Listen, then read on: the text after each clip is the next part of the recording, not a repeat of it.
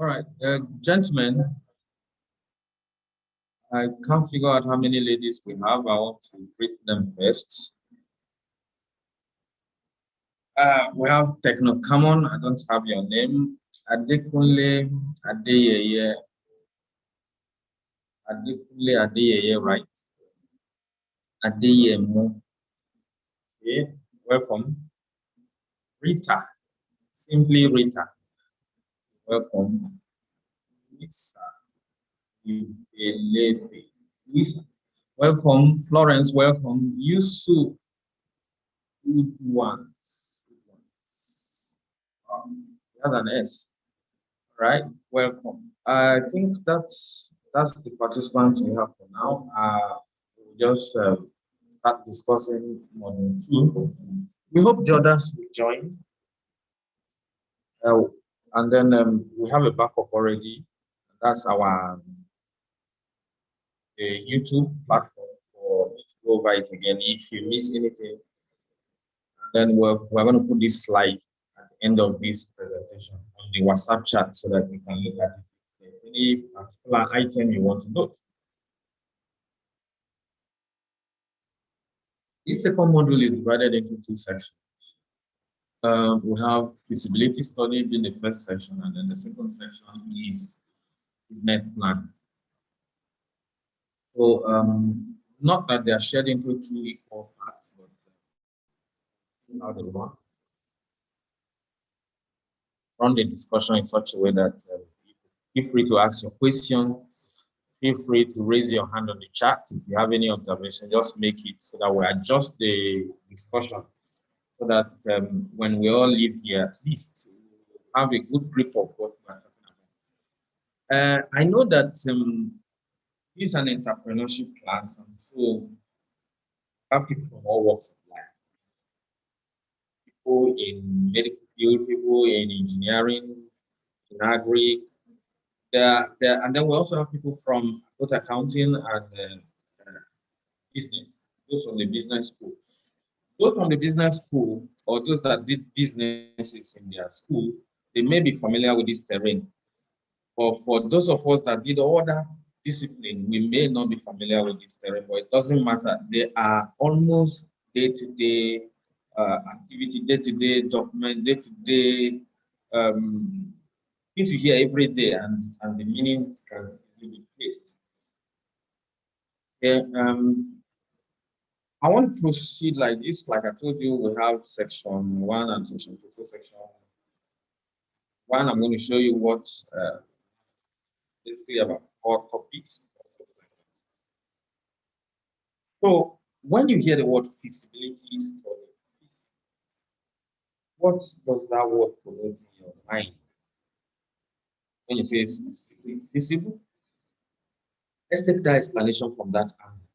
So we will expect that you ask yourself questions such as if we get the meaning, if we're able to place a meaning on the word feasibility, then we'll now ask ourselves, is this my business going to be feasible? I am not bringing issues of doubt here. You know, when you're running a business, you're not supposed to doubt what you want to do. But just for us not to be blinded by the whole idea of running a business and then not consider some people. That's why we do a systematic study of that particular business. And that kind of study, looking into it, is what we want to refer to as feasibility study. I believe you have all done your quiz already, a pre-test quiz. The pre-test quiz is designed in such a way that when you do it, if most people score 10, 0, or 20, I feel happy, meaning that I'm going to discuss something with them that is not their terrain.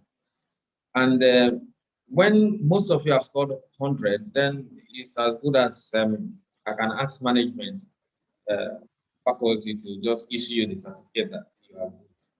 So that's the purpose of that. So those of you that have scored 100, I'm going to try and look at the dashboard now to see the number of people that have scored 100. Everyone has scored 100. Makes my job easier. I'll just ask a quick question and go back to our normal businesses. Let me peep into the dashboard. I believe most of you, those of you that have finished, have submitted you have all pressed the submit button. If you did, and let me look at it quickly.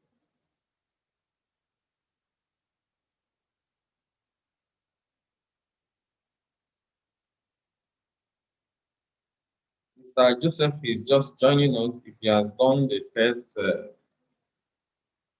he has not done the test. It's okay. We're just starting this session. You are-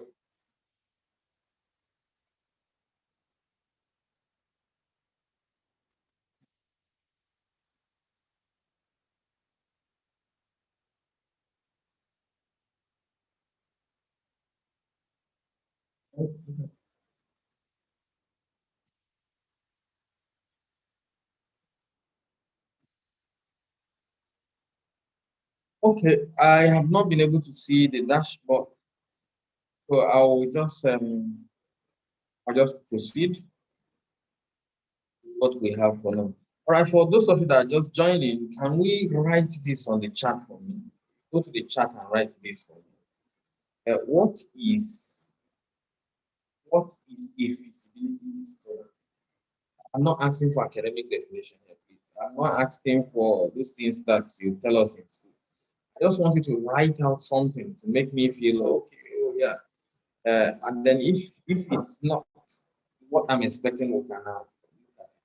And then you now write two on the chat again and write differentiate between feasibility study and a business plan. So you tell me that feasibility study is this, or business plan is this. Just whatever comes to your mind. Why am I doing this? Why am I asking this question? I'm asking this question so that if for any reason you write anything wrong, by the time I'm discussing and talking, you will now be able to figure out the differences. You will figure out exactly what should be. Then, what are the reasons why we should do a feasibility? Everybody bothering us with feasibility. Do feasibility. Have you done feasibility study? These are the questions we hear all the time. Why are we being bothered by that? So if you can quickly write it out, I'm going to look at the chat now and see your responses. I'm aware that the network, your answers might come in slow, but just type quickly, press enter. I know that sometimes the network is very good and I can see them. So go to the chat, put your responses, and I'll see it.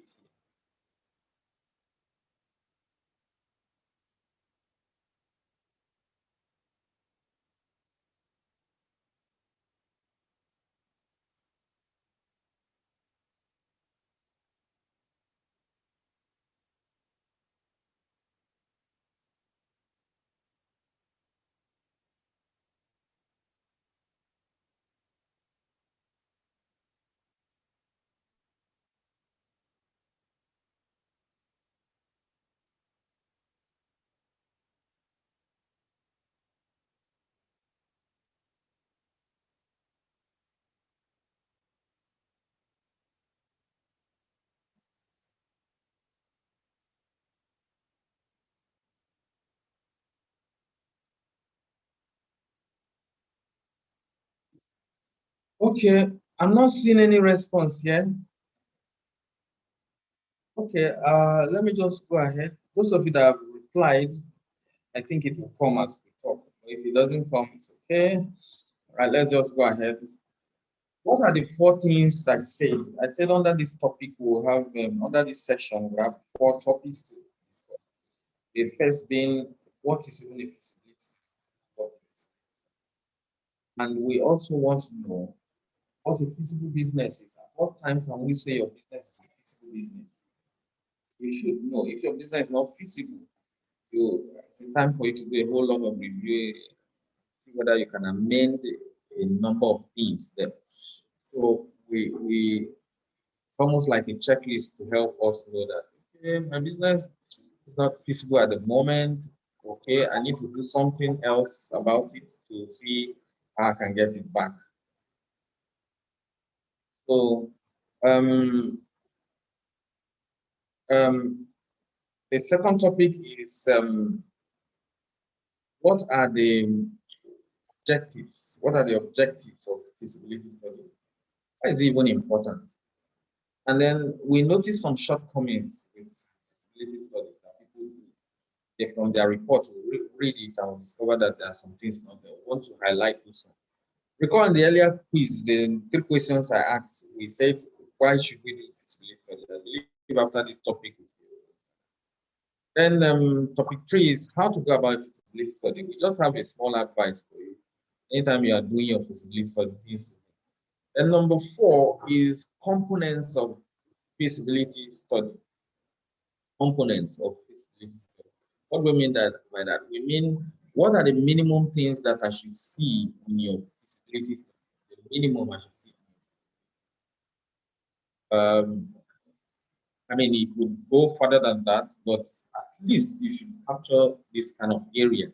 Or if you are in position to review someone's feasibility study, you are in position to review someone's feasibility study. You want to know what you want to look at. Because today you are the ones looking for money. Tomorrow you might have plenty money that you need to invest in somebody's business. So when you ask the person, bring me your feasibility study, there are things that you expect to see there.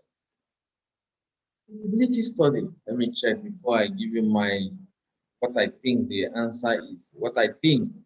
Let me see if I have anybody in the chat. Somebody that has responded. Okay, I can't see any chat here. You can't see any chat. Maybe that's network issue. All right. Feasibility study is an analysis, any kind of analysis you do that relates to checking whether your business idea is viable. We all have different kinds of business ideas. You can come up with, you just sit down, you can come up with something that you think people need. And then when you come up with that thing that you think people need, you will now say, okay, let me try and see if I can sell it. It's an idea already. But it's feasible when people are going to buy it. It's feasible when the thing you are thinking of building doesn't have problems. It comes to life. It actually works. That's the time, that's when you can truly say that your business is what all the analysis you are going to do to ensure that that's the case is what we are looking at. You're going to do a couple of analyses to check whether this idea is feasible. All right, let's see what I mean by you doing some analysis. For example, I sit in my room and I say I'm tired. I have food, but I say I'm tired of eating myself. I want a machine to feed me. And I go ahead and manufacture a machine that can feed me. I'll put it on my dining table and then it gives me food, right? Maybe in trying to do a feasibility study, let me ask the class generally now. How many of you in class here would like to use this machine to eat, or you prefer to use your hand or cutlery? Those of you that are ready to take the machine, you can write machine on the chat. Those of you that say no, I want to continue with my cutlery, I want to continue with my hand, just write hand, right? So I'll go to chat now and see.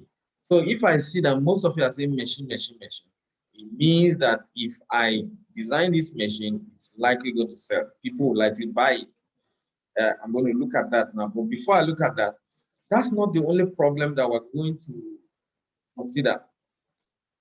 How will this machine work? It's going to work by power, or are we going to put battery? How do we clean this machine? Can two people use it? These are questions that you ask anytime you are doing feasibility. Okay, I have one reaction in the chat now. Let me see. Oh, Moody said hand. Okay, only one person has said hand. So Moody has rejected my machine. Let me see. Let me see if there are people that will buy this machine. Then I go ahead into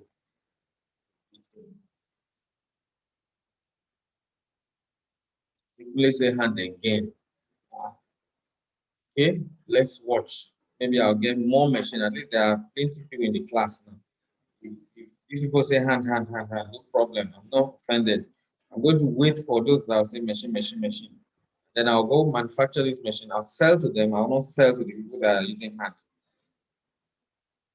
Those of you that want hand, I will not sell to you. All right. So if you look at the screen, the last question there says, Will the idea work? Should you proceed?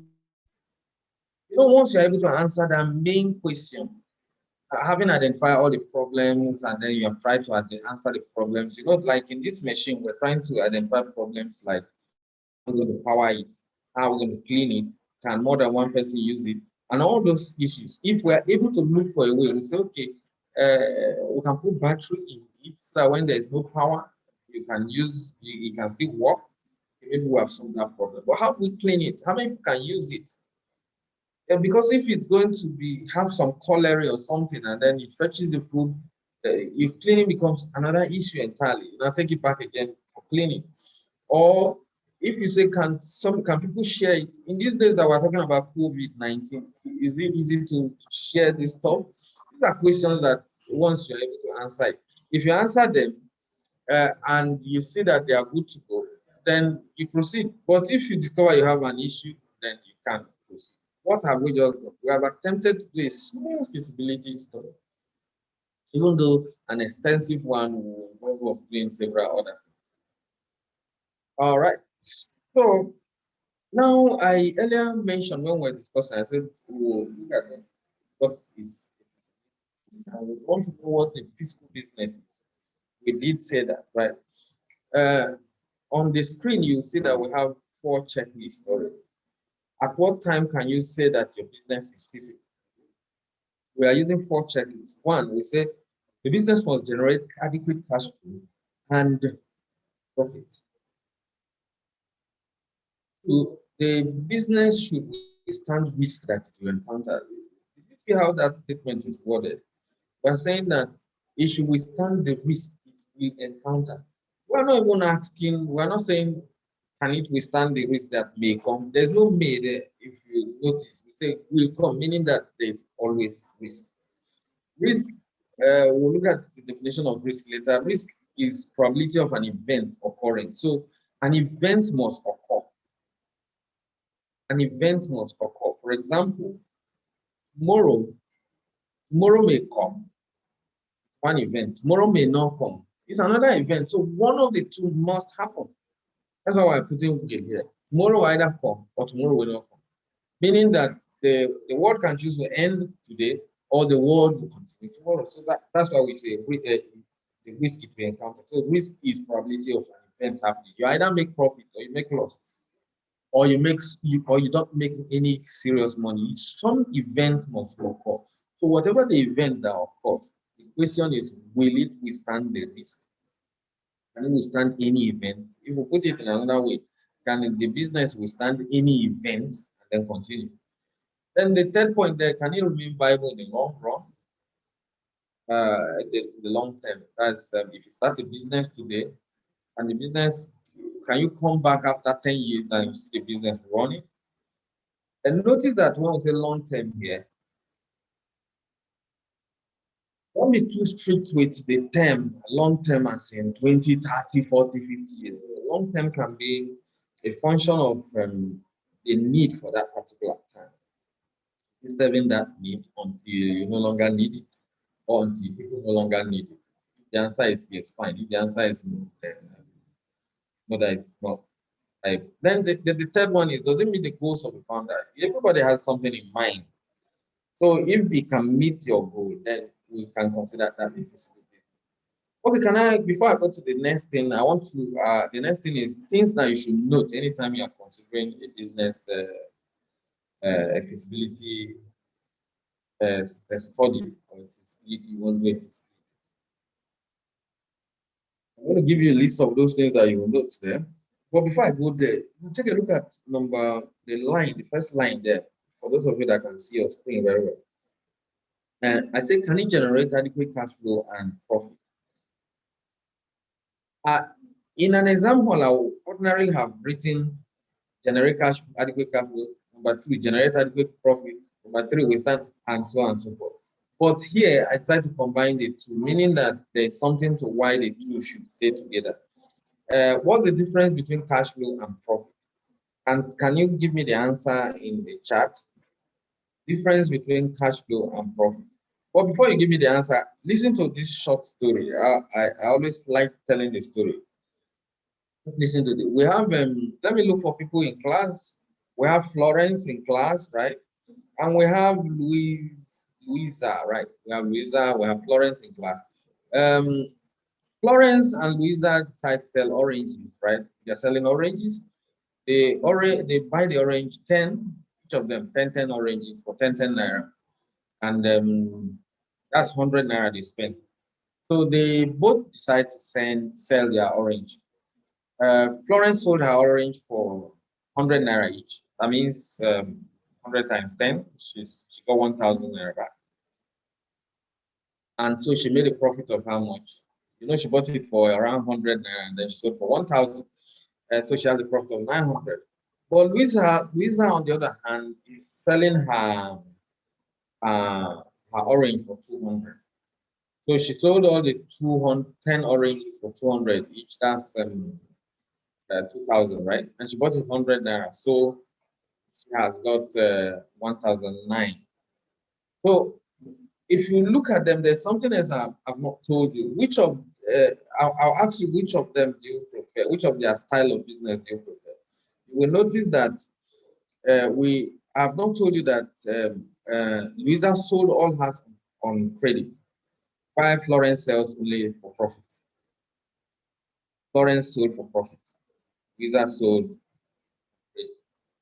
So with her, Louisa doesn't have any cash on her at the end of the day, but Florence has 1,000 naira. So which of these models do you prefer?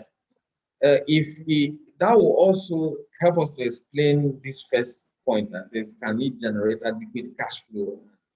You see somebody's got plenty cash, full cash flow and zero profit and small profit, whereas another person has big profit and then almost zero cash flow. Oh, I have a reaction in the chat now. Let me see what the person is saying. That's,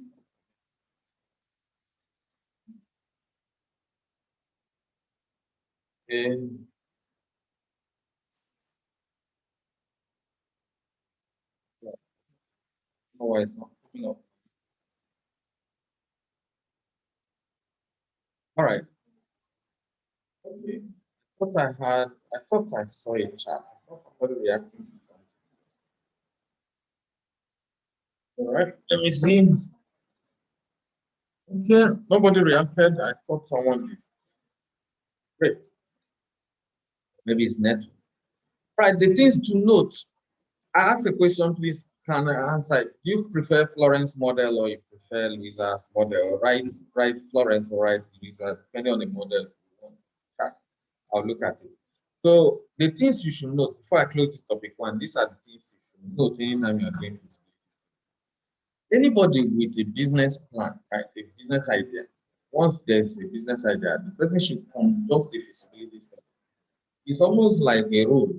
Don't, it's just like if you want to drive on Nigerian roads, you drive on the right side, right? Right. Is that right? You drive on the yes, drive on the right side. It's a rule. So once you hear any idea, tell the person, where have you done your feasibility study? Let me see the report. So that study is to help determine the viability of their idea before they can proceed with the there's a whole lot. Other things to note are feasibility study address things like where, how. I don't know whether you get me. Where should we locate this business? How should we operate this business? When we say where, should it be located in Abuja? Should it be located in my village? When we say how, can we do retail? Can we do wholesale? Can we do online business?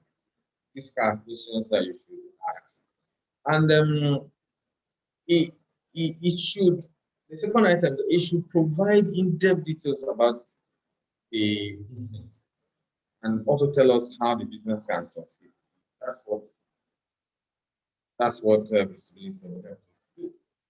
And if you have a very good feasibility study done, you discover that when you prepare your business plan, it's very, very interesting. And we say primarily, we use feasibility study. We use feasibility study basically to let us, anyways, but the major purpose is to help us. Right, let's go to the objectives. That's the topic 2, objectives, uh, um, shortcomings, and then the importance of this. Why should we have all of that? That's the next thing I want to look at.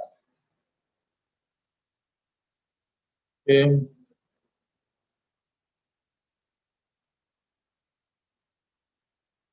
All right. I was just looking at this course. Instead, so what's the objective? Why do you sit down and say, "I want to do this"? It's almost simple now. You don't just wake up and say, "Go and do this list." There is something that is pursuing you. What's pursuing you? You need money. And this, nobody in retirement will just go and start looking for to do list. Unless the person is a research fellow, is into research, then you say, "Okay, do a feasibility study and then just publish it for people." Otherwise, you don't, no businessman will just sit down and start using his time for it. So the first purpose is to raise funds. The second purpose is to understand the dynamics of the business. In other words, the way we put it here was it will help you determine the optimum facility mix that will help you maximize revenue. What's all this?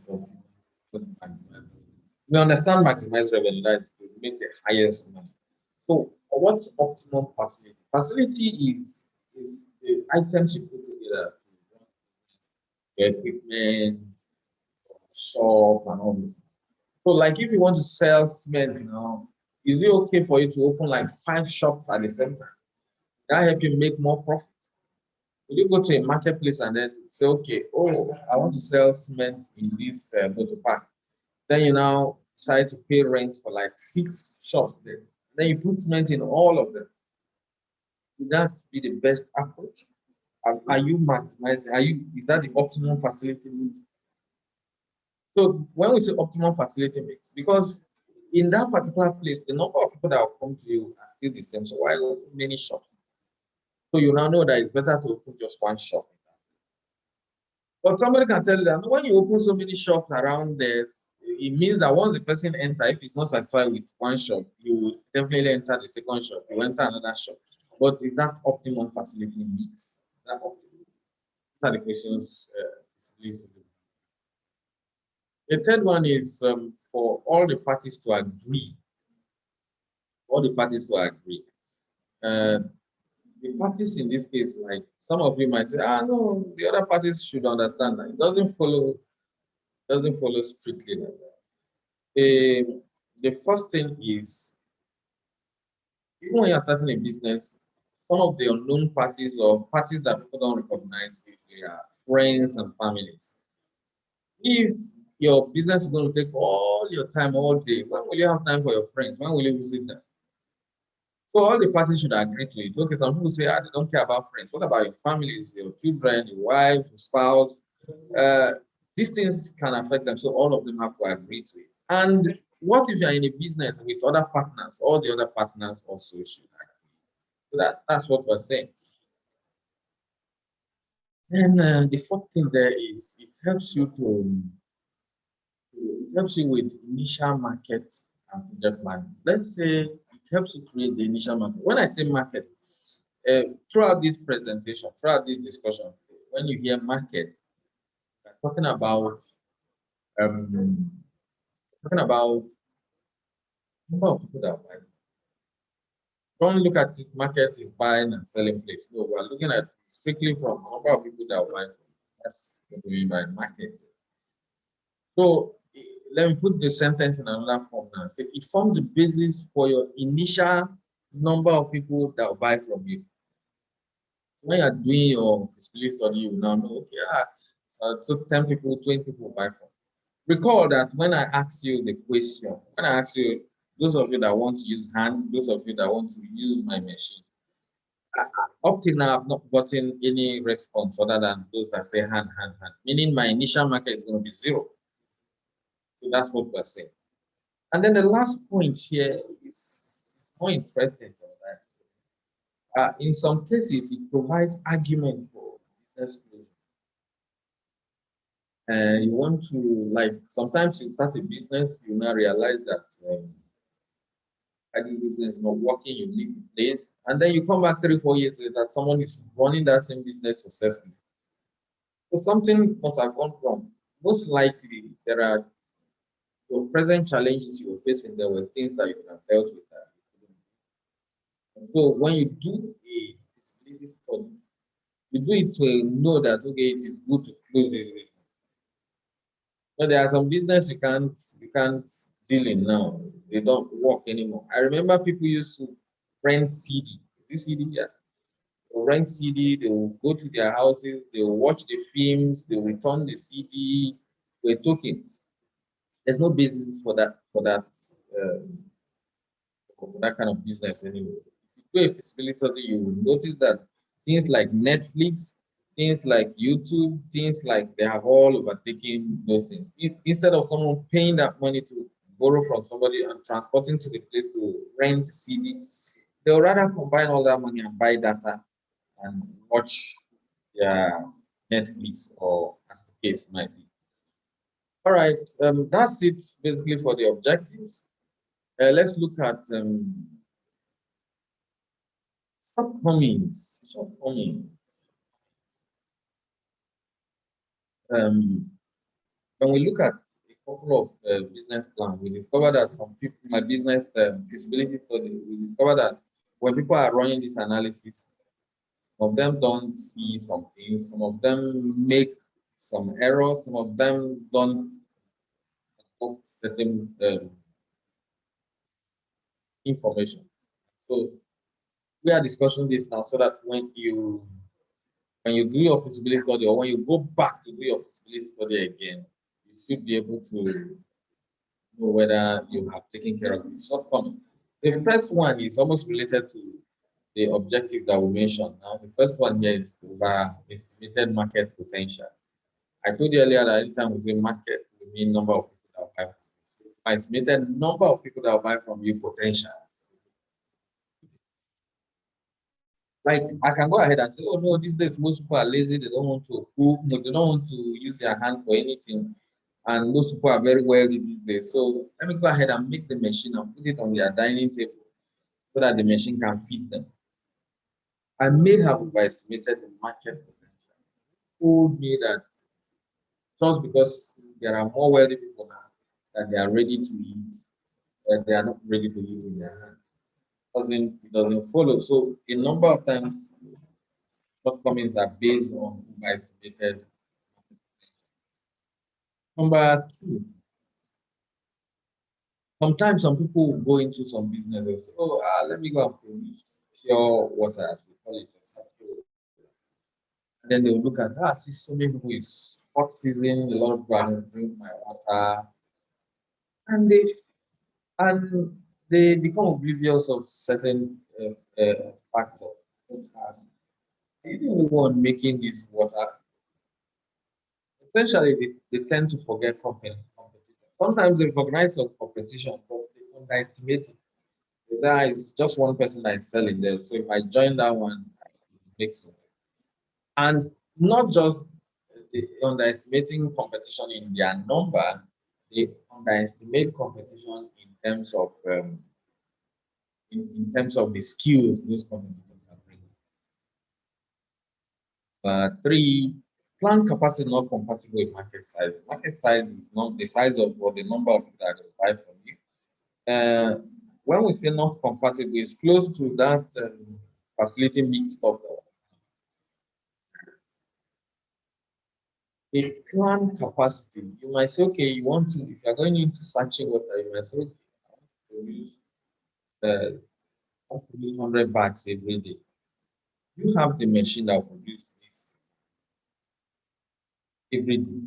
What if your market potential is just for people can buy only 10 bags from you? And you go and get machine that can produce 100 bags. They are not compatible. If there are machine that can produce 20, it's better than the ones that just something that double your average market or average number of people that buy. We also have another point. People underestimate the importance of management. So, because some people come up with this idea, they assume that they understand how to manage it very well.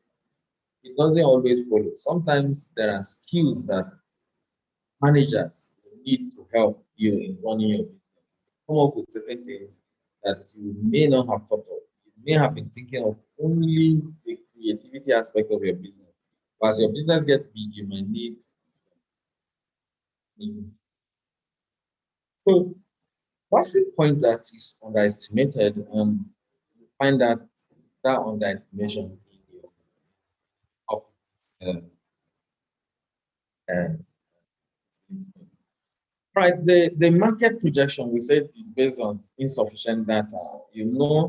Although in Nigeria here, people basically complain there's no data.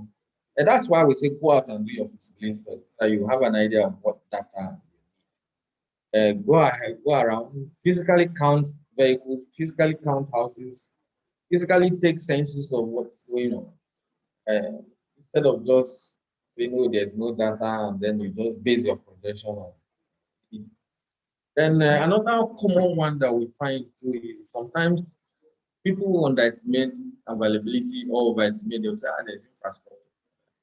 An example is those that are going into farming.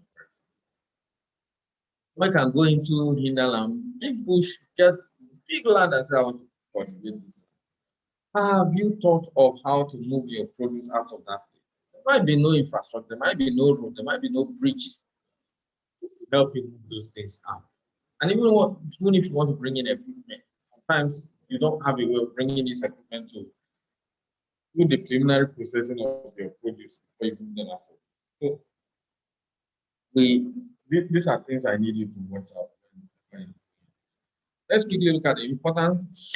The information gathered and presented and present in your feasibility will help you do what? The information you have gathered during the feasibility, they will help you do one. They'll give you details of all the things you need to make the business. Have plenty details. But two, you'll be able to identify logistic problem. Logistic problem, like I just mentioned now, have logistic problem, which include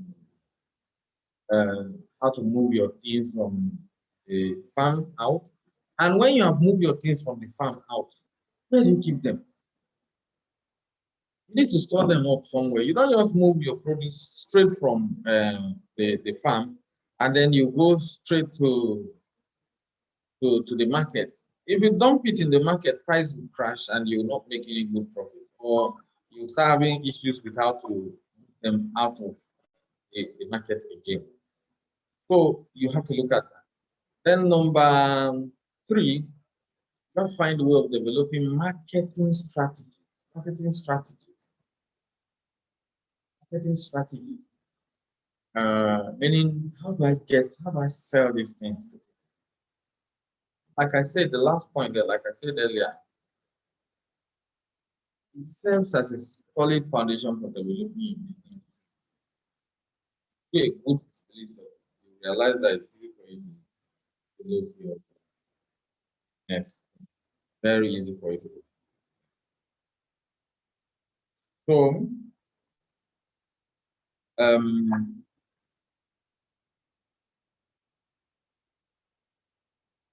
all right, so that's it on the importance. That's the end of our topic 2. Let's look at topic 3 quickly. Topic 3, I said, is a short advice on how you will go about the study. Before you begin writing your feasibility study, I need you to identify how, where, and whom you intend to sell the service or product. That was fast for you, right? I said, I want you to identify how you will sell it. Where are you going to sell it? Which town are you going to sell it? And who are the people you're going to sell it? Like, are you selling your product to children? Are you selling your product to young secondary school? Are you selling your product to old people? You need to know that. You know, when you are selling your things to children, it's not the same as selling them to adults or grown-up people. Because when you are selling to adults,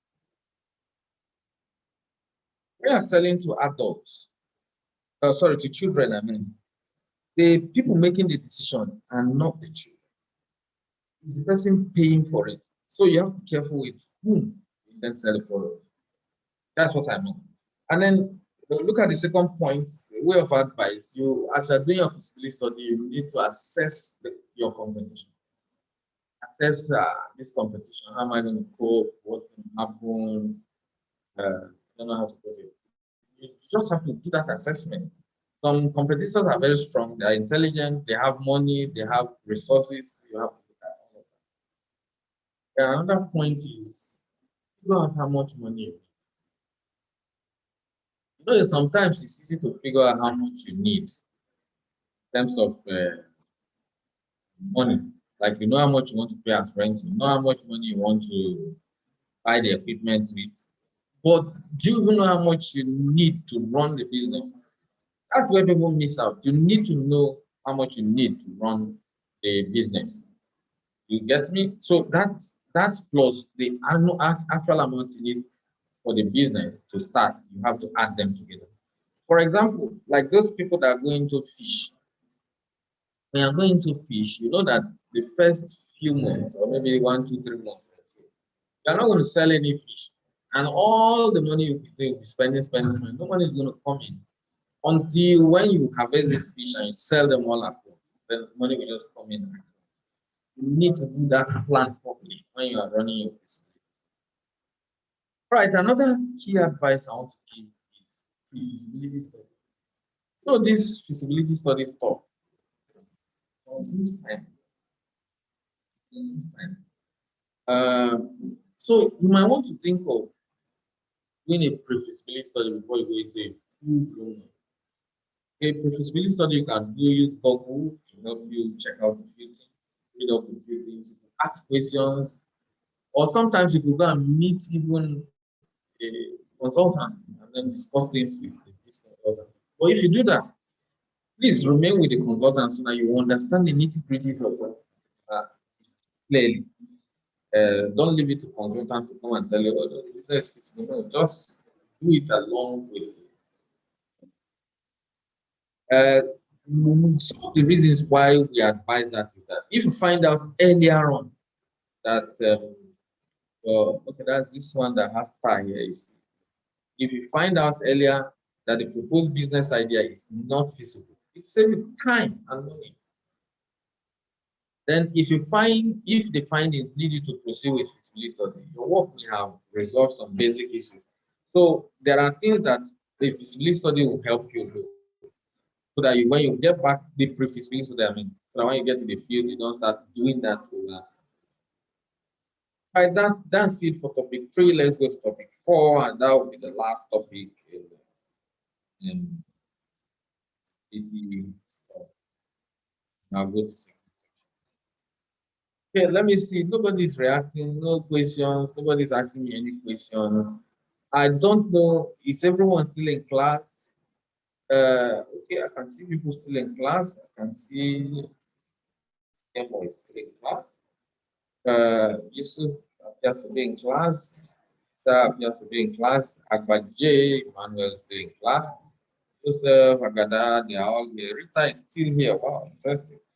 All right, so let's components of a feasibility study. So when I pick your feasibility study, there are things that I will see. There are things I expect to see in your feasibility study. The product or service to be offered and how they will be offered. You write all that. What do you want to do? You write it. You want to be having salon, right? Beauty care. Is it are you going to farming? You want to go and cultivate this and then so you have to specify that. Then the next thing is you create a section for market feasibility. Why we're telling you this now is that so that before you proceed with your feasibility study, you can pick a piece of paper, write out several questions under this section. So as you're getting the answers, you'll be able to after getting the answers, you'll be able to write the report with ease. Not when you come back and start writing. So under market feasibility, some of the questions we expect you to do is what's even this industry? Right. Into the agro industry, into the finance industry, maybe the transport industry. Then what's the current market? People are buying this stuff. How many people will even buy your share? Then how many competitors are around? Or what is the nature of competition? You know, competition has nature. Sometimes it can be rivalry, it can be a whole lot of different things. Then you start talking of your sales projection. How many will I sell? How many people will buy from me in future? You expect it to deal with, you expect it to deal with that. Then the next one is your technical feasibility. You write pick a piece of paper, write technical feasibility, ask certain questions that you're going to check out. The questions could include how do you want to deliver your product? You're going to use you're going to use real services. Are you going to buy your own vehicles? What machine are you going to use? Where will you even locate the business? These things matter. You don't just go and locate a business somewhere. Like people into bakery. If you locate your business, say in Kaduna, I want to bring bread all the way from Kaduna here, you're going to pay transport cost. Or if you locate your business in Kano and you want to ship your bread to Abuja to sell to Abuja people, the cost of transporting the bread might jack up the price of each load. So these are things that you have to deal with when you're talking about technical. The other one is financial feasibility. Like we said earlier, how much do you need to start this business? Then where are you going to get this money from? It's important. Although most of us, this one will be getting it from the Niger microfinance bank, but that's not just it. Uh, Sometimes when your business grows beyond what Niger microfinance bank has pegged to give, you realize that you need to get other ways of source. So that's what you discuss on financial. Then you also we expect you also to discuss return on investment. Return on investment is, if you put it in a simple way, is how much is going to come back. We're not just saying profits in cash or so. We're saying if you invest 1 million, invest 1 million, how much are you going to get? Just 1 million, how much are you? So if you get like 100,000 in a particular in a year, then your return on investment will be like 10%. That's what we're saying. So you need to do that at that stage. Then we also have organizational feasibility. Organizational feasibility has to do with how you're going to organize it. How you going to are you how do you put the organizational structure, who reports to who, and who is going to what's the knowledge base of most of the people there? The professionals that are there, you're going to look at all of some of this. And if you already have an existing business and you are bringing in another business, you need to also find out whether. So let me quickly do a small explanation of market feasibility, technical feasibility, financial feasibility. Oh, who's this one? Okay, I can see my message now. Identically told me that cash flow is a turnover while profit is what is left after all costs have been. I thank you very much. I'm sure that's the message I've been waiting for. That. Thank you, thank you, thank you. I appreciate your participation. Let me see if I have another chat again. Okay, that's all. Let me. That's good answer.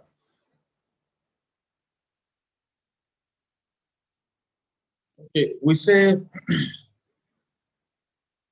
the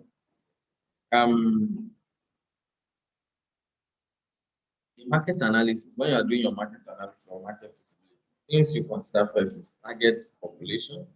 That is which group of people are you target? Not just target the whole people who drink your water. Eat certain group of people. Then inside that, when you have gotten those people that that you also have to find out whether are they mostly male or are they ladies or what's their age. Find way of segmenting market. So you after you have segmented, If I'm selling something to young people, if they're always holding their phone and they're always online, it's easier for me to go through them than for me to try to say, okay, I'll go and locate where. Then do I advise that you do competitors analysis. How many are there? What's their strengths? What are their opportunities? All right, let's look at technical analysis. For technical analysis, location is a point, equipment is a point, fire is a point. If you notice I wrote personnel plan there, that's not just staff. What I'm interested in is technical staff, people that will use the core machines. Then we'll also expect you to look at raw materials in terms of where are you getting this raw materials. If the raw materials are available in the country or raw materials that have that analysis, that technical feasibility. Then financial analysis is basically bringing information from market feasibility to technical feasibility and then presenting in a way that one can see that this thing is financially like when you're buying how much raw materials for 2 months, how much will it cost you? Salaries for 3 months, sometimes even 4 months or 5 months, you've not been able to make money to pay salary. You have to set aside this there. Then there's money that you use to start business for them to expense.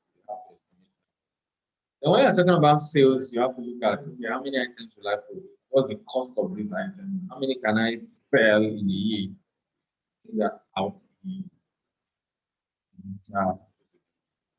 the last one I mentioned, which is organizational analysis, to analyze to check for feasibility, such as questions such as the system, what you have on ground, can it take the change by the time you begin another? Then what if the change you are doing is too rapid for you?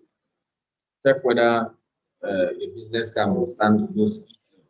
Sometimes too much change can crumble things. All right, ladies and gentlemen, thank you. This is the end of uh, feasibility study, right? We'll go back to yes. So we're going to take a break shortly, but the break is not for you to run away, go do something. No, the break is not going to be exceed 1 or 2 minutes. And I am the one taking the break actually, but I need you to answer these few questions. That I'm going to put some questions. You write number one, write the answer on the chat. Let me be saying, write number two, you write the answer on the chat. So that I'll know that okay, oh yeah, somebody was actually listening to me. You know, the funny thing about Zoom classes is that people will put it on, drop their laptop or something and then mute video. They will be in class. Uh, is for me feels like I'm talking to the wall. All right, but if you are in class, just attempt these questions and write it in the chat for me. Thank you for listening to this section. I'm going to come back for section 2.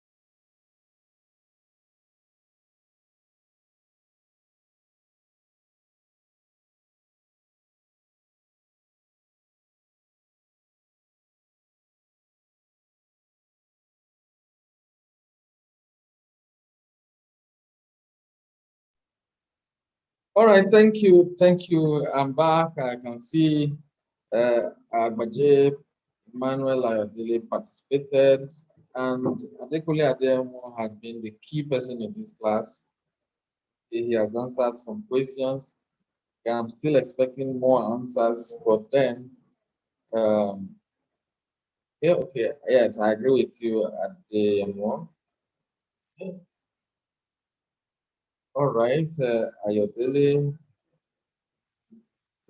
All right, thank you for these answers. Okay, I think I can proceed to the next one now. Next plan. Let's see how fast we can. See how fast we can finish that. Finish the next set. 20 minutes fine, 30 fine. Part of it we should leave here before, including your quiz time. All right, the section two is business plan. It has 7 topics. The topics, even though are more than the one we treated in feasibility study, I expect that we should take less time here. The first one is executive summary. What's this executive summary? Number 2, what's the business description and mission statement? 3, next concept. What is you have any value you want to propose? Or 4, market summary and 5, competitive advantage. And we also look alongside with it, support and it. Then resource planning. Then the last item there should have all of this is what we want to see. The purpose of this particular class, like I said, is to also help you know when you pick someone's business plan, whether okay, yeah, it's probably done or otherwise the person was just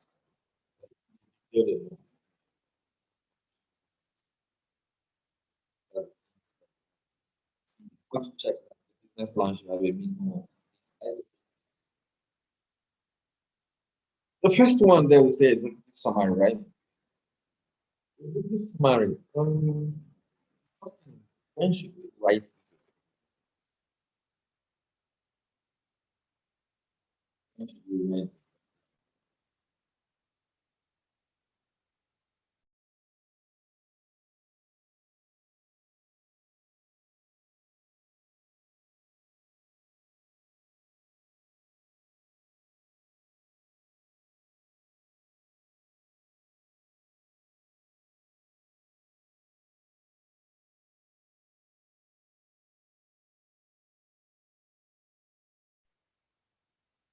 Sorry about that interruption.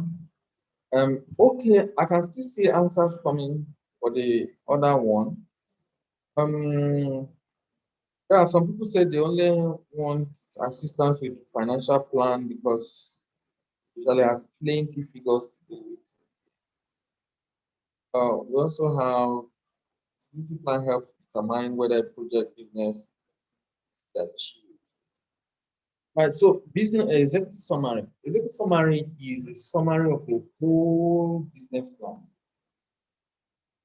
But somebody wonder, if I've written a summary, then let me go home now. So it doesn't work that way, or it's not supposed to work that way. The way it should work best is for you to write the business plan, then you come back and do an executive summary. So executive summary is the last thing for you to write. Executive summary is also the topic, the paper that comes first. That's the first page. You say executive summary because that's where you want executives to read and then think of what. Here are my recommendations. So keep it as short as possible. Keep it as flashy as in decorative. Put bar charts. Put sort of pictures. But here's the problem: don't make it crowdy. Make it look appealing. Here's the problem: my recommendation say you should keep your executive summary to 1 page. Some people will agree, oh, you can go to 3 pages, but if you can, leave it 1 page. There's no rule that says on 1 page. input. And I am recommending 1 page because the man you are giving these days that people are always on the run. When do you think he has the time to read how many pages? So try putting everything on that same page. So I can get it. Okay, then the next thing is our business description. This time around, I'll need you to describe the business, right? Describe the business. When I'm describing the business, say, okay, it's a limited liability, it's this, it's that. It was started by Suzuki person. It's going to be located in Suzuki area. And then we intend to sell this, by that, and tell the whole story. Then, after you have told the whole story, you can now take the mission of the business. Mission is a purpose or the reason for it. Why is this business? Why is a school there? School is there to educate people. Why do we have transport business? To know people about it. So state it very clearly. And apart from that, sometimes you see people who ask you, okay, state also the vision, meaning that what do you expect the place to look like in the future? So it shows that your vision that you have. Some people also go ahead to put values, right? Values because business are supposed to run on integrity, on certain things that they value. You can put it there. And those are the few things that we expect. And like I said, you should have put the location as well, the address, whether it's a limited liability, put the main promoter, put about them, how they came up. That's what you do in this section. Like we say, clearly state the company's long-term mission. Try to use words that will help direct the growth of your company. In that we are talking, let it show that you want to grow. Then be as concise as possible. One statement, make it short. Don't go ahead and write mission statement, one whole long paragraph. It will not make sense. Just keep it simple. Side. And speed and digest the meaning. And then also to help people internalize it. People keep it in their mind easily.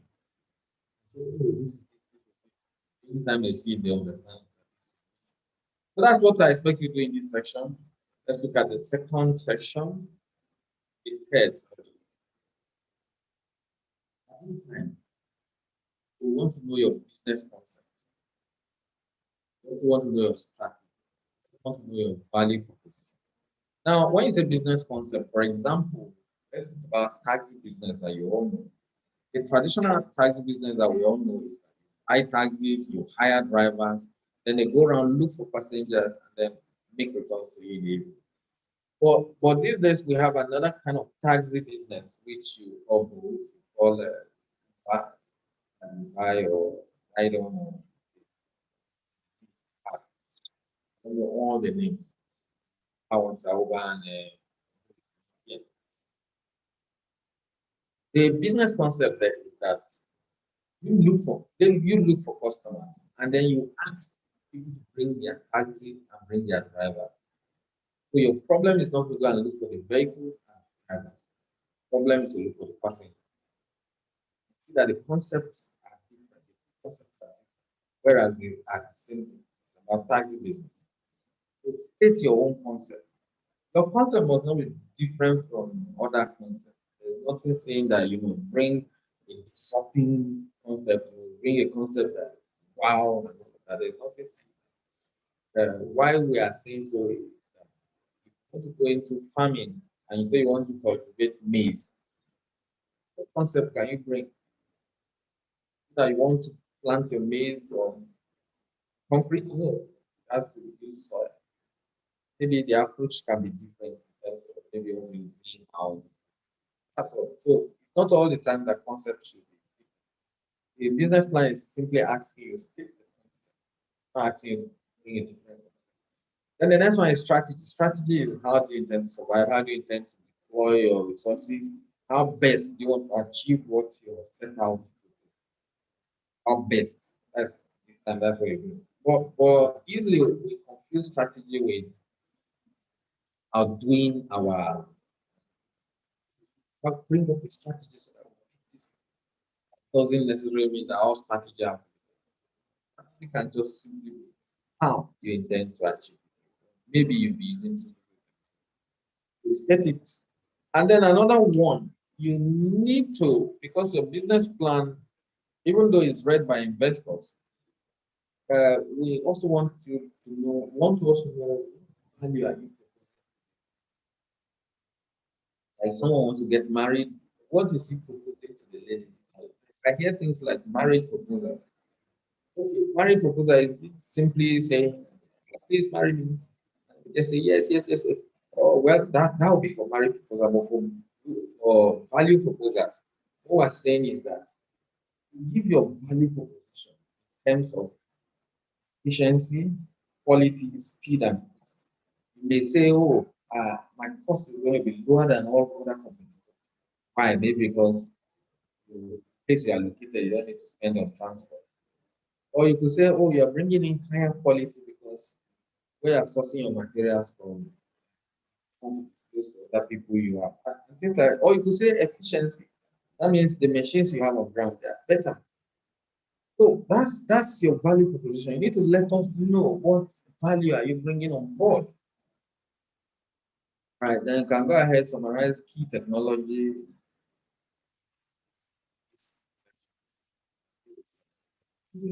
Use right. That means say let's go to the next section. I'm not getting reaction. Everyone is in class. You know, sometimes people get thrown out through network. Sometimes although I'm aware there are people that don't like speaking in forum like this, they rather listen, keep quiet, whatever the case is. Just leave it. All right, we say market summary and competition. Yes, market summary and competition. When we say market summary, talk about the whole market. That's what we're saying. What's there in that market? Market, like I said earlier today, is number of people buying. So how many people have been buying this? How many people have been buying in the past? How many people are going to buy today? How many people buy in future? Then be more careful to give us this other presentation. Want to see changes in the market shares. Uh, who has been selling most in the market? Then a new person selling more now. Why? What happened? What are the opportunities? What's the reason why those people can't sell it more? You do this analysis. And if the person has been selling the highest number is still there, you state why that single person is the highest, and that you believe that when you come in, you're going to take some number from the person of the market. You just state it so that we know that you know who your competition or kind of competition.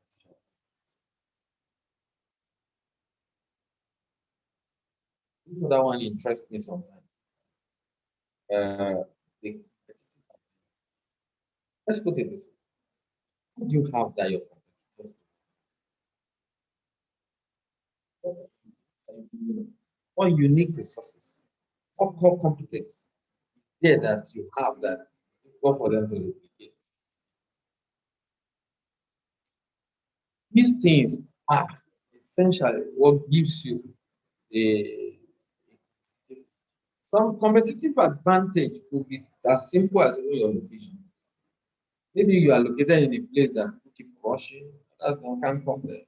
It could even be customer service. You have a kind of customer service, people that remember names of everybody. That cannot be replicated easily. So what is your if you don't have one, develop, look for unique resources, look for your core competence and develop it.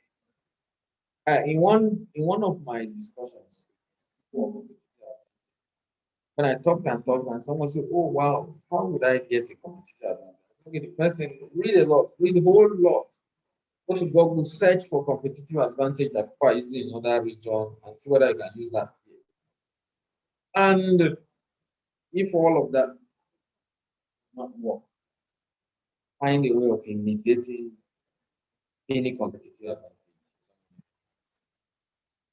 All the world of business, imitation and replication, there's no competitive advantage, there's no law against it. And if you notice carefully, where you have the competitive advantage, If you don't want someone to imitate or replicate it, what you do is simply go and patent text and imitating because that's the world of business. Okay, I said in this section, I said we'll talk about competitive advantage, we'll talk about SWOT, we'll talk about risk. Okay, for SWOT, what is SWOT? Strength, weaknesses, opportunities, and threats.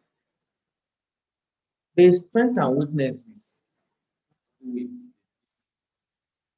what you have inside your business like weakness.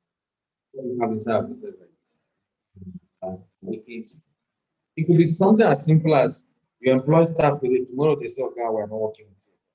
You employ staff another day, and no one see them. Or it could be something like strength, where maybe the quality of the product, the way you produce things, all of that, or you have a competitive advantage. That's so many other companies. That's what we refer to strength. So what we need you to do in this section is that you list them, right? Strength, you list them. Weaknesses, you list them. It will help whoever is reading your business plan to understand what you're facing. It's not a time for you to hide your weaknesses. Just you state your weaknesses, and the fact that you have stated your weaknesses automatically means that you will likely do something about it. And then for your opportunities, you can mention them, and then threats you can mention them. Opportunities could be things like those of you into agriculture that will be exporting. By the time you export and you are paid in forex, you realize that if you change it to naira, if you are successfully make an export of, or if you do an export of $1,000 or $10,000, you'll be getting maybe 400, and by the time you're able to sell, you're able to get over 400,000, 480 or thereabout, or even 4.8 million if it's $10,000. So that's an opportunity for you. But for those of you that do import, that do importation, you discover that it's quite tough for you. It's quite tough for you, as in you have to buy source for dollar and send and fire it to your exporter abroad, and then they'll now send your goods to you. And if you're sourcing for dollar at 480, what will be your price? You list them out. And then if it has to do with your inability to get loan, you list out those things as well. Said, I mean, banks are generally not giving loan, the interest rate in the country is so high. That's what we expect. Now, the next thing in this section is this topic is risk. We want you to summarize the risk of it. How will they be addressed? Remember the meaning of risk that we told you, the event of probability of an event happening. So state the probability of the negative event or adverse event, and then tell us how you intend to ensure that when they happen in terms of either insurance or that you have put on ground very good control system of it, or you have a way of recording risk events so that you can prevent, you can work so that they don't repeat themselves. We need you to put out all those things. And then if you do well by putting out adding the probability into the better information, then you could even go ahead to profile the risk by telling us that, oh, this is likely going to happen, this is less likely going to happen, and this is the impact if it happens and all of that. Or you show us the light so that we can see call it the risk light, traffic light. Risk traffic light. So the risk traffic light is like red for risk, and then the amber or yellow for things the risk that are not too high, then the green are for the things that we can use. So that's it in this section for competitive advantage. Yes, but find out these things. Before I go to resource planning, someone asked me a question. I think Agbaje asked a question. He said What's the difference between mission statement and vision statement? Okay. Mission statement is the reason for your existence. Reason for your existence. What's the purpose of that? You need to state it. How is the business going about what it's doing? What is it doing? How it intends to do it? You have to be concise. Then your vision statement is where do you see yourself in the future? You can say, okay, we want to be the third largest seller of this thing in Japan, or we want to be the largest seller of social product in Kokolada by social in the near future. That's a vision. That's where you're seeing yourself. You're looking at, okay, this is what I desire to be. That's not the same as a mission statement or the purpose why I exist. The purpose why I existing is you are selling a particular. Okay, right. So I think I've answered that, but Jay, if I've answered you, you can write yes. So that, right. But if you're not satisfied with the answer, you can write that. Still make the comment and react to it. The other topic, which is the sixth topic, is resource planning. Resource planning has to do with operational plan. How do you intend to run this thing? When are you going to start? When are you deploying the equipment? If you are going to import the equipment, when will it arrive here? When will they commission it? So you deal with that in terms of the technology. And you also have to tell us a little about finance in terms of expect that social money will come to full time, we expect that it will be used for full time, then this balance will be used for one day. All of that. What we're trying to see is what's your plan like in terms of technology, how you start production, in terms of finance, in terms of distribution. Moving the product from one place to another. Then another one includes a promotion. You can't do buy one, get one. I don't do any of those things. You want to advertise this thing, you need to plan that, okay, this is how you intend to advertise, this is how you intend to, or you intend to even give the product to them free that people get used to it. All of that, that plan should show that uh, your product and your services, how are you planning your product? So, okay, that production, that testing, that will come. And the service, you say, okay, you'll be deploying this kind of service. Afterwards, you start deploying more advanced service, all those things. Because, right, that takes us to the last item. Oh, sorry, one thing for the last item, which is the team.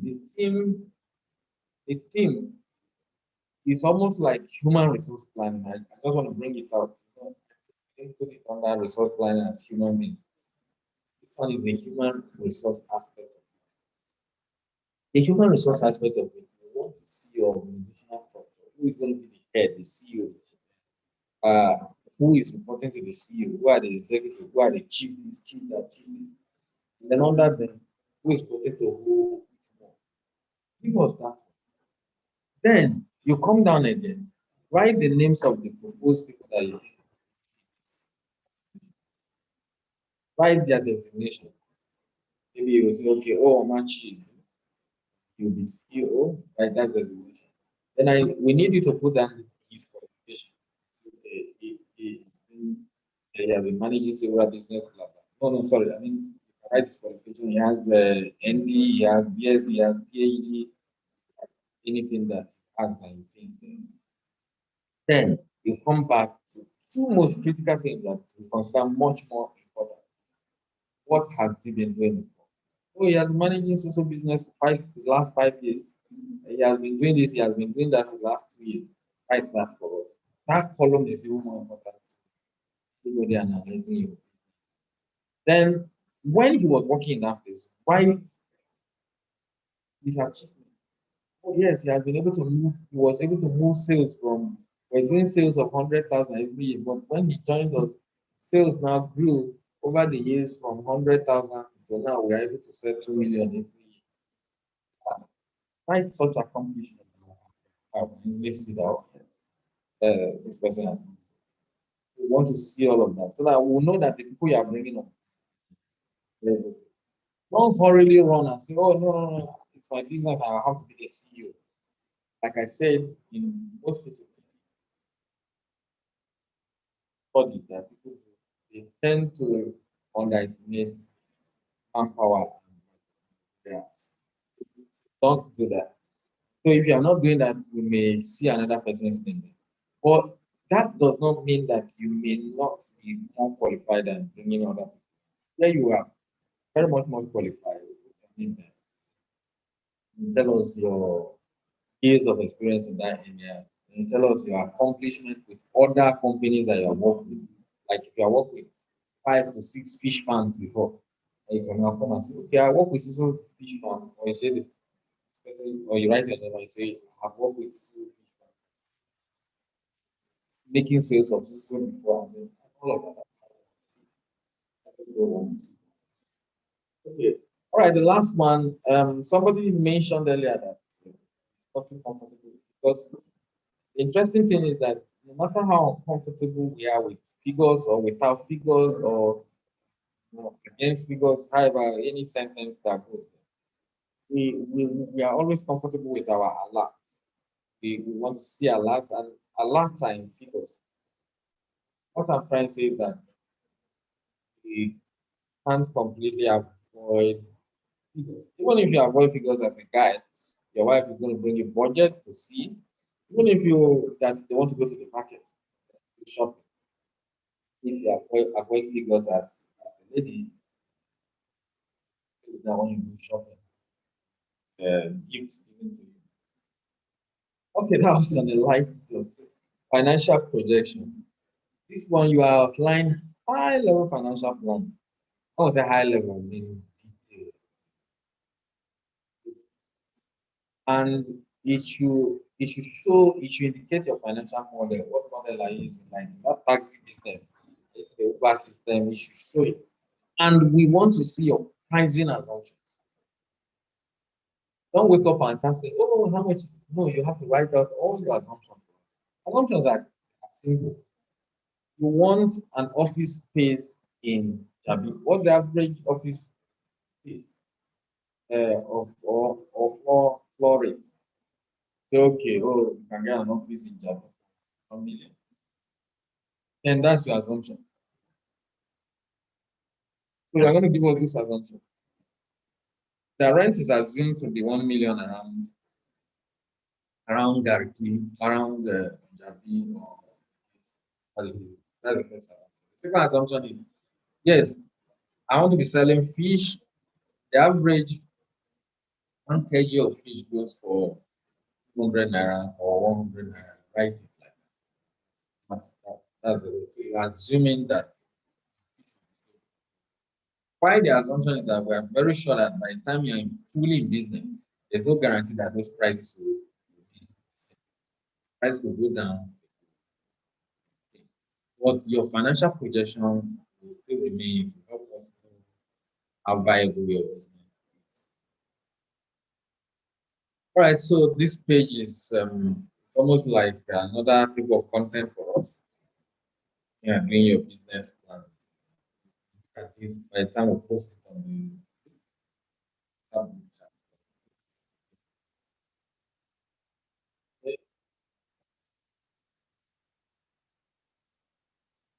All right, the cash flow. There's something I didn't mention earlier. We want to refer to it as your cash flow. The detailed cash flow, you're going to put the detailed cash flow at the end. You put it at the end. But you put it like appendix. Under the appendix, you're going to have series of resume, curriculum vitae. You're going to have curriculum vitae of the staff that you're using or the staff that will be with you. Then you're going to put invoices of the farmer invoice of equipment that you intend to. But before then, you are also going to put up the detailed cash flow. So let me show you what that detailed cash flow. That's not what is going to be in the body. It's a summary from that detailed cash flow that you're going to put as put in the body of the business plan. Whereas this the cash flow projection will be attachment. But interestingly, anytime you do business plan, people run straight to the appendix. They don't bother to look at it. They will finish with the appendix. That's the business where the cash flow details of detailed cash flow projection. So they come back to start with it. I don't know why people. Right, let me show you what it looks like. We have three sections. That one. All right, thank you very much, Agbaje Dele. He said I have answered his. Right, your detailed cash flow has three sections. Right, the section one or layout has three layouts. The first layout has with income. The second layout has with expenses, how much you're paying out. So the income is how much money is coming in. And then the expenses is how much money is going out. And then the third layout is balances, what is left. So if something comes in, what went out, and then what is left. So the first one you say, like here we say, okay, you should have heading, you have money gained through sales or money received by loan. So you add them together. Now, this thing can be split into periods. What period can you use? Can use months, can use weeks, can use days. Most people use months so that it's easy for them to project for salary because most salaries are paid months. So, but nothing stops you from splitting them into weeks, splitting them into days. But you can't do year. If you put them yearly, it will be too, there are too many activities in one year that the summary will not help. So that summary of yearly event, that's the one you can go ahead and put in the summary in the financial projection section of the main body of the business. So this one will remain in the appendix. If you are good with Excel, you can handle this with Excel. The place January, February, those are columns. Then the income, sales, loan, total income, those are rows. But if you are not good with Microsoft Excel, feel free, pick your piece of paper, wide piece of paper, break them down into 12 months, pick pencil, and then start writing them. When you add, you put the figures, right? Then you can, once you are done with that, you can look for somewhere to track them to Excel. They are still ruled out. Which additions are you can attach them. Still readable. Right, the second layout, which is the outflow layout where you spend money, bring in all the things that take away from purchases of raw material, wages, payment of rent, payment of insurance. So if you see this example, you will see that it had only two lines, purchases and wages. But in actual one, you see that it has plenty series of different types of expenses. Right, let's see if we can bring figures here. If we bring figures and merge the two layouts, that is the inflow and then the outflow, or the income and expenditure, we put them together and put hypothetical figures like sales 600 in that month, collected loan of 1,000. What was total cash that got to total cash? Notice that people that are owing you are not here. Total cash is with someone else. Right, then how much did you spend? What purchase this, this salary of this? If you see this example, you see that the inflow was 1,600 plus 1,000. Outflow was 1,002, that's 800 plus in January. If you go to February, the event there is different. You notice that nobody gives you loan every month. So in February, the loan is zero. See, you are getting another loan. If it's a one-off loan, then you will not expect any other. Okay, let's look at the last one, which is layout, the balance layout. It still follows the same column, but the rows are different. First item you see there is balance. Opening balance is how much do you even have on ground before you started the business? What was it, the bank? How much did you put there to start? Then you see that at the end of that month one, remember we collected loan of 1,000 from sale of 600, making 1,006. That's what we have as total income. The total expenditure was also I think 800 and 400. So the difference between that 1,006 and 1,200 is 400. That's our net inflow. This time is inflow, it's not an outflow. Then what will be our closing balance? Closing balance will be what's our net inflow plus what we started the business with. 300 plus 400. Now, when you come to February, the second month, practically you start that month with your closing balance from the previous month.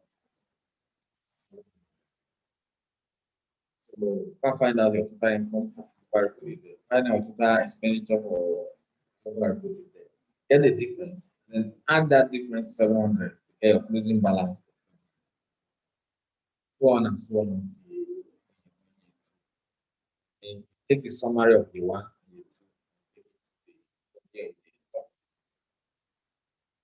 Most of the time, sometimes they say, oh, the teacher is talking, he gave us very simple example, and then when we want to do it practically, we now run into difficulty. Yes, you could run into some difficulty. Some of the difficulties could be, what if your opening balance was zero? Start the business with any money you want. And total say 1.6, expenditure 1.2, outflow, net outflow is 400. So closing balance automatically is 400. And February will start with 4. Okay. What if total income was 1,000? And then you have to spend 1,000 because the projection. The normal thing you should do is to move the other 200 another month. Meaning that there is another month you are going to spend that. So your net inflow outflow will be 1,000 you spent. Another scenario could be your closing balance will run into negative. When it runs into negative, that is sorry, not closing balance, the inflow outflow will be negative. But you should always have fund and opening balance. Sometimes when you start getting closing balance negative, all through, it means that you keep needing money every month. If that continues throughout the life of the business, there is no physical business. Exclusive, not even going to. But there are businesses that this can continue like that for 6 months, and then is 6 months or 7 months to make large sales and need to come.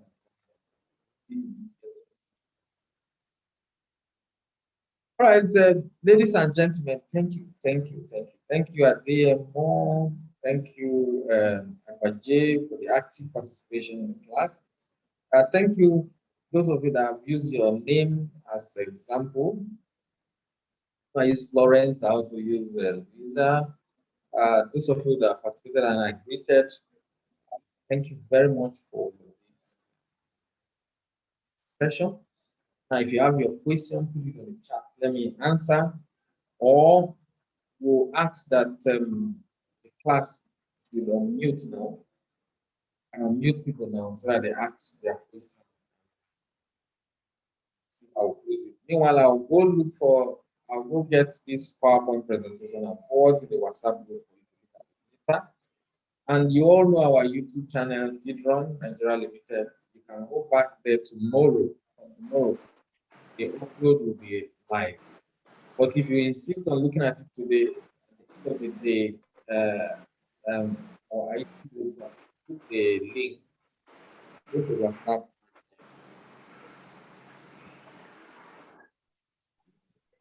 So quickly take my quiz now and then go ahead ask me any question you want to ask so that we can close and give you space any the remaining next.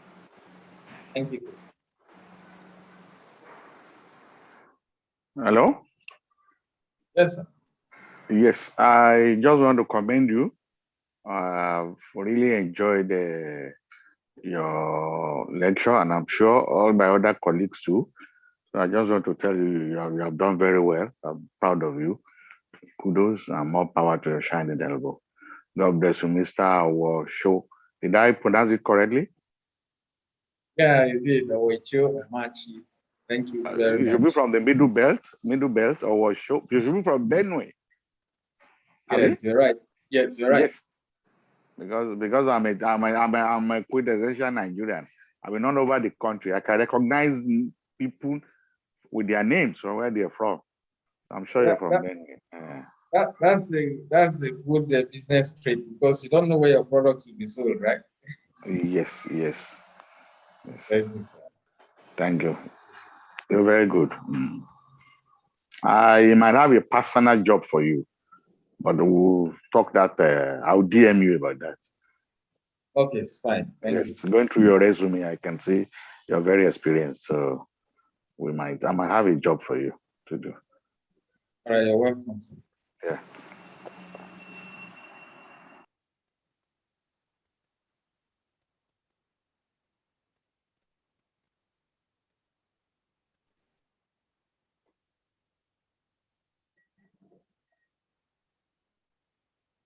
Looks like we don't have any more question again. Uh, if you look at WhatsApp chat, the module is already there. Okay. Thank you. Yeah, the module is already there. We'll put the link, the YouTube link. It's already there as well. Look at it. Hopefully, you see the YouTube link already there. So there's nothing there that is there's nothing we have for you again. What we need you to do is to answer the quiz for us so that we can see that you have understood our work. The quiz. Is another quiz coming? Yes, another quiz, and it shouldn't. All right. The group said there's no need for any more quiz again. Okay. And the quiz is very similar to the one that you took earlier on. If you look Okay. at those questions, At the beginning of the program.